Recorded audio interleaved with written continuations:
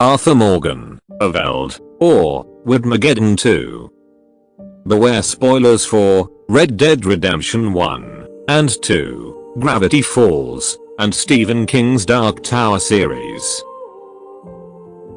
This story starts in 1912, after the death of John Marston, but before the death of his wife Abigail. Assuming a high honor playthrough, the story of John Marston, Arthur Morgan, and the gang happen just as they do in the game, with Mary Beth having gone on to become a successful author. Upon hearing of John's death, Mary Beth pays a visit to Abigail at Beecher's Hope. While reminiscing, Mary Beth mentions that she would someday like to write the gang's story. Abigail gives Mary Beth Arthur's journal. She can't read, and she remembers Arthur and Mary Beth talking about their mutual love of writing. She thinks he would want her to have it. Mary Beth writes the story of the Van der Linde gang. Between the accounts she found in the journal of people that he had helped, and the fact that Mary Beth was always sweet on Arthur, he comes across as especially heroic, an outlaw with a heart of gold. The books are wildly popular.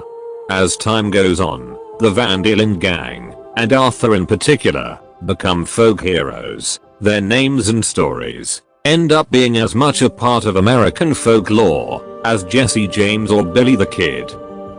Fast forward to 2013. Gravity Falls happens, exactly as portrayed in the show. However, even though Weirdmageddon is contained to Gravity Falls, it is picked up by some equipment at Global Dynamics and nearby Eureka. A lab dedicated to studying time travel starts going berserk. The only person in the lab at the time is Fargo. The equipment suddenly springing to life startles him, and he stumbles around the room, backing away from each new noise, until he accidentally bumps into a panel, and the chaos stops. Relieved, he slinks out of the room, not noticing the panel flashing 2213. Fast forward to 2213. Global Dynamics is now less of a business, and more of a learning center, where the best minds in the world come to share ideas. Still, they are unprepared for the day the sky splits open, and Bill Cipher comes back, bringing with him Weirdmageddon 2. Thanks to Gravity Falls, never mind all that, there is no record of Bill, Weirdmageddon 1, or how to stop it. Eureka doesn't have the naturally occurring weirdness that Gravity Falls has, and this time Weirdmageddon is global. Instead of a pyramid, Bill builds himself a huge tower of black stone, and lives in the penthouse. Weirdmageddon is darker this time around.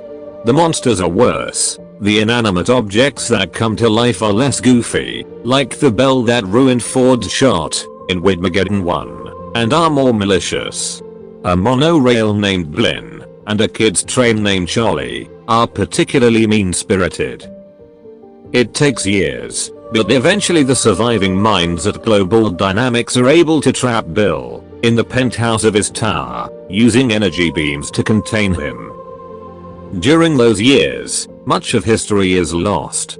The internet is a distant memory, and many cities burned, along with their libraries, etc. As society rebuilds somewhat, after Bill is contained, history becomes reimagined. The stories that people are able to pass down become twisted and intertwined with each other. The story of King Arthur and Morgan Le Fay become entangled with the stories of Arthur Morgan, Gunslinger. The combined stories of these two men become the story of King Arthur of Eld. A whole society is formed around the idea of this man. This is the society that will eventually give us Roland Deschain. Meanwhile, in his tower prison, Bill is going even more and more insane. He is not able to create the giant balls of pure madness like before, but he is able to make smaller ones in the colors of the rainbow that he throws out into the world. He is still able to invade minds through the dreamscape and gathers many minions to do his bidding outside of the tower.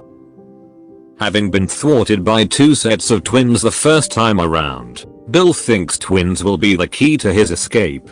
He has his minions collect one of each pair of twins they find for years, eventually focusing on a small community called Kala, in which almost all birds are twins. He experiments on them in hopes of finding a way to break the beams that hold him in the tower.